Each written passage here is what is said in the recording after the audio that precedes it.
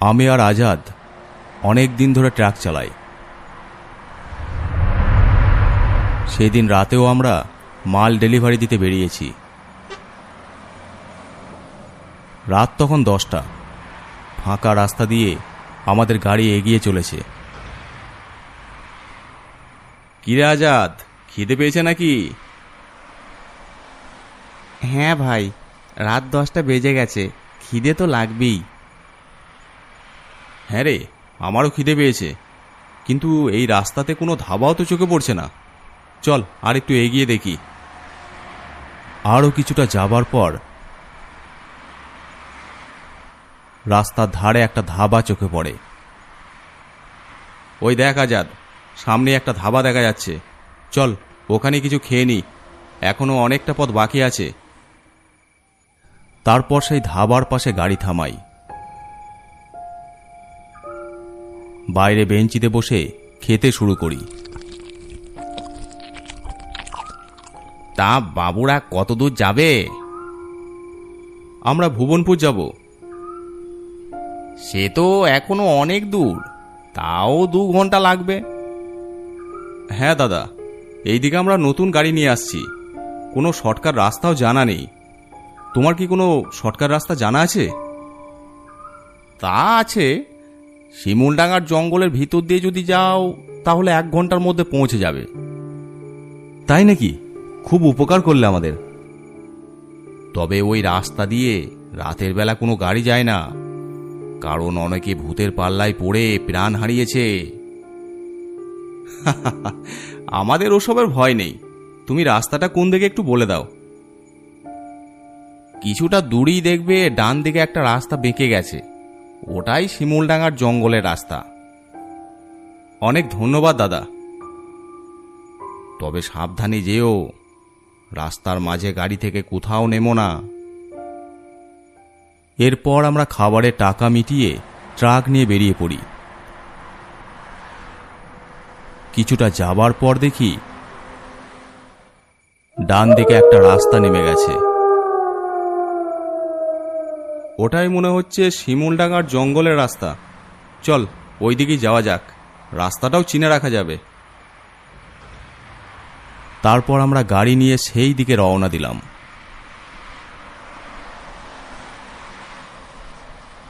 চারিদিকে জঙ্গল, আর মাঝখান দিয়ে রাস্তা চলে গেছে। রাত তখন প্রায় 11:30 হবে। আমরা গল্প করতে করতে ট্রাক নিয়ে এগিয়ে যেতে লাগলাম। একদম শুনশান রাস্তা, একটাও গাড়ি নেই, শুধু আমরা এগিয়ে যাচ্ছি। সত্যি ভাই, এই রাস্তাটা বড্ড নিরিবিলি, একটা গাড়িও দেখলাম না। হ্যাঁ, লোকটা তো আগেই বলল কেউ নাকি রাতে এই রাস্তা দিয়ে গাড়ি নিয়ে যায় না, ভূতের ভয়ে। তখন প্রায় আমরা অর্ধেক রাস্তা চলে এসেছি। রাত তখন 12টা। হঠাৎই কোনো কারণ ছাড়াই আমাদের গাড়ির স্টার্ট বন্ধ হয়ে গেল। কি ব্যাপার, হঠাৎ স্টার্ট বন্ধ হয়ে গেল কেন রে? এমন তো হবার কথা নয়। বেশ কয়েকবার চেষ্টা করলাম, কিন্তু কিছুতেই স্টার্ট নিল না। না, ইঞ্জিনে কিছু হলো নাকি দেখতে হবে, চল। কিন্তু ধাবার ওই লোকটা বলেছিল গাড়ি থেকে যেন না নামি। আরে ধুর, তুইও না ওসব কথা বাদ দে। আজাতে নামার ইচ্ছা ছিল না, কিন্তু আমার কথাই শেষে নামতে হলো। ট্রাক থেকে নামতেই একটা শীতল হাওয়া আমাদের শরীর স্পর্শ করে চলে গেল। আজাদ, তুই বনেটটা খুলে দেখ সব ঠিক আছে নাকি, আমি একটু হালকা হয়ে নিচ্ছি। আজাদ গাড়ির সামনে চলে গেল, আর আমি রাস্তার পাশেই হালকা হতে শুরু করলাম। সামনে তাকিয়ে দেখি শুধু জঙ্গল আর জঙ্গল। এত বড় জঙ্গলের মাঝে শুধু আমরা। কোনো গাড়ি নেই, মানুষ নেই, কেউ নেই। তখনই দূর থেকে কোনো মেয়ের কান্না ভেসে এলো। শুনেই চমকে উঠলাম। কি ব্যাপার, এই গভীর জঙ্গলের মাঝখানে মেয়ে মানুষের কান্না ভেসে আসছে কেন? এখানে তো কেউ থাকে না। তাহলে কেউ কি বিপদে পড়েছে? আজাদও একবার গাড়ির ভিতরে তাকায়, দেখে ভিতরের সিটে একটা মেয়ে বসে আছে। হ্যাঁ, ভালো করে তাকাতেই দেখে কেউ নেই। না, কেউ তো নেই। ভাইকে বললে আবার হাসবে। ভয়ের জন্য ভুলভাল কী সব দেখছি। আজাদ আমার কাছে আসে। ভাই, ইঞ্জিন তো ঠিকই আছে, তবে রেডিয়েটারে পানি নেই। ও আজাদ, গাড়ির ভিতর বোতলে পানি আছে, দেখ। তাড়াহুড়োতে পানি ভর্তি ভুলে গেছি, কিন্তু তুমি ওই দিকে তাকিয়ে কি দেখছো? তুই বোতলটা নিয়ে আয়। চল সামনে এগিয়ে দেখি কোনো পুকুর বা জলাশয় পাওয়া যায় নাকি, তারপর বলছি। আজাদ বোতলটা নিয়ে আসতেই আমরা জঙ্গলের ভিতর দিকে এগিয়ে যেতে লাগলাম।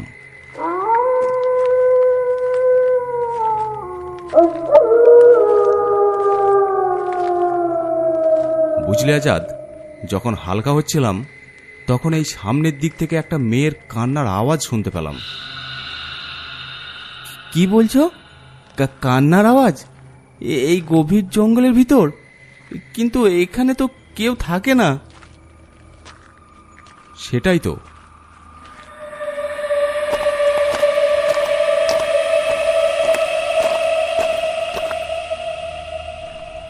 ব্যাপারটা ভালো ঠেকছে না। চলো আমরা গাড়িতে ফিরে যাই। আরে অত ভয় পাস না তো, চল আর একটু এগিয়ে দেখি। তারা আরও কিছুটা এগিয়ে যায়। সামনেই একটা বড় জলাশয় দেখতে পাই। তুই পানিটা ভরে নে। আজাদ বোতলে পানি ভরতে থাকে। আমি চারিদিক তাকিয়ে দেখতে লাগলাম।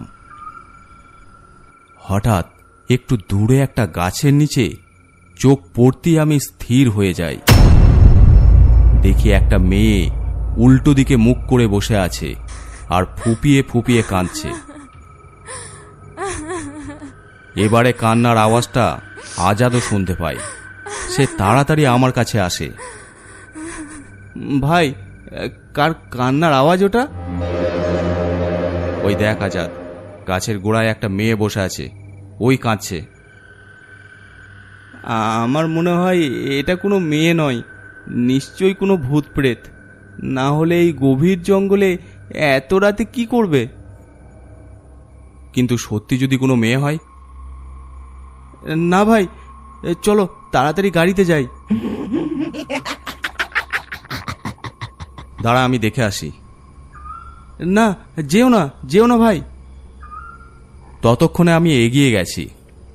মেয়েটার পিছনে গিয়ে বললাম, কে তুমি? এই গভীর জঙ্গলে এখানে একা বসে বসে কাঁদছো কেন? মেয়েটার কান্না বন্ধ হয়ে যায়। মেয়েটা ধীরে ধীরে পেছন দিকে ঘুরে। আমাকে বাঁচান, কয়েকজন ডাকাত আমার গাড়ি দাঁড় করাই। তারপর আমার সর্বনাশ করতে চাইলে আমি এই জঙ্গলের ভিতর দিয়ে চলে আসি। এখন আমি বুঝতে পারছি না কোথায় যাব, কোন দিকে রাস্তা। না না, আপনার ভয় নেই, আমাদের সাথে আসুন, আমরা আপনাকে ঠিক জায়গায় পৌঁছে দেব। অনেক ধন্যবাদ দাদা আপনাকে। আসুন। চল আজাদ, দেখলি তো তুই খামোকা ভয় করছিলি। চল এবার গাড়িতে চল। তারপর আমরা গাড়ির দিকে এগিয়ে যেতে লাগলাম।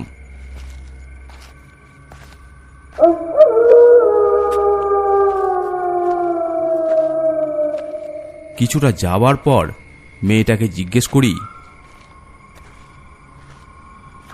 আচ্ছা আপনার বাড়ি কোথায় বলুন তো, আমরা আপনাকে তাহলে সেখানেই নামিয়ে দেব। কিন্তু কোনো উত্তর আসে না। পিছনে তাকাতেই দেখি মেয়েটি কোথাও নেই। হে কি, মেয়েটা কোথায় গেল? তাই তো, পরিস্থিতি ভালো ঠেকছে না ভাই। আচ্ছা, মুশকিল তো। এরই মধ্যে মেয়েটা হাওয়া হয়ে গেল। চারিদিকে টর্চ মারতেই দেখি একটা গাছের নিচে মেয়েটা উল্টো দিকে মুখ করে দাঁড়িয়ে আছে। ওই তো ওখানে দাঁড়িয়ে। মাথায় কি গন্ডগোল আছে নাকি বলতো? এই যে শুনছেন, হঠাৎ দাঁড়িয়ে পড়লেন কেন? আসুন তাড়াতাড়ি, এই জঙ্গলটা খুব একটা ভালো নয়। তখনই মেয়েটা আমাদের দিকে ঘুরে দাঁড়ায়। তখন ওর ভয়ঙ্কর রূপ দেখে আমরা ভয়ে আঁতকে উঠি।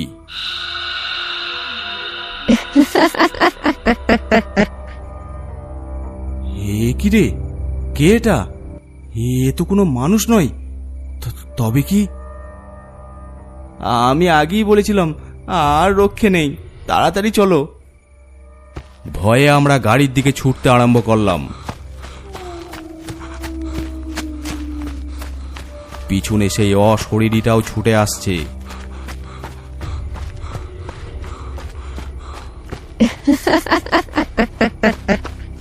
কেউ তোদের বাঁচাতে আসবে না। এই জঙ্গলে যে দাঁড়িয়েছে সেই আমার শিকার হয়েছে। ছোট ছোট আজাদ, যত তাড়াতাড়ি সম্ভব আমাদেরকে গাড়ির ভিতর যেতে হবে। ওখানে পবিত্র জমজমের পানি আছে, ও আমাদের কিছুই করতে পারবে না।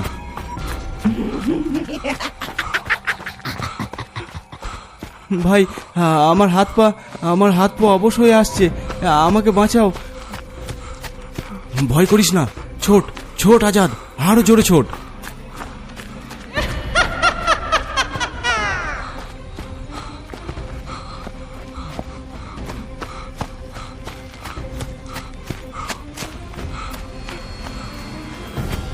আমি কোনো রকমে ট্রাকে উঠে পড়ি, কিন্তু আজাদ উঠতে যাবে তখনই সেই অশরীরীটা আজাদের পা টেনে ধরে। বাঁচাও ভাই, আমাকে বাঁচাও। আমি মরতে চাই না।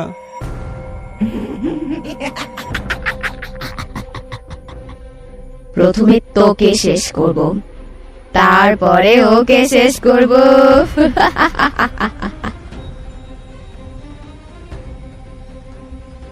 আজাদের পা ধরে টানতে টানতে রাস্তার মাঝে নিয়ে আসে, ঠিক আমাদের ট্রাকের সামনে।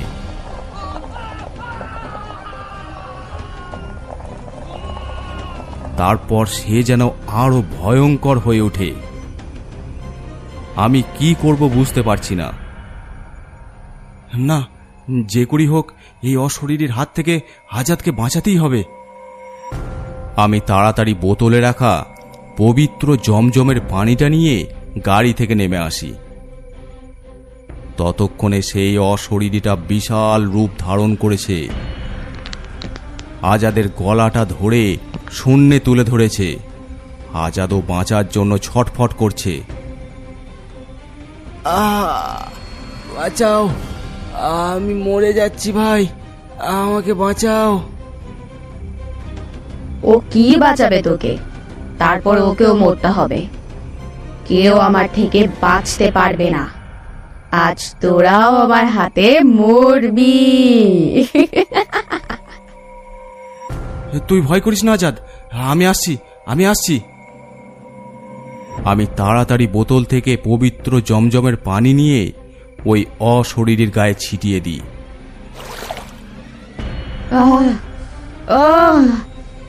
এটা কি দিলি? জ্বলে যাচ্ছে আমার শরীর, জ্বলে যাচ্ছে। সে আজাদকে ছেড়ে দেয়। আজাদ মাটিতে পড়ে যায়। আরও একটু পানি নিয়ে ওর গায়ে ছিটিয়ে দিই। অসহ্য লাগছে, সহ্য করতে পারছি না আমি। যা যা, আজ তোরা বেঁচে গেলি, না হলে আজই তোদের শেষ দিন ছিল। সহ্য করতে পারছি না আমি।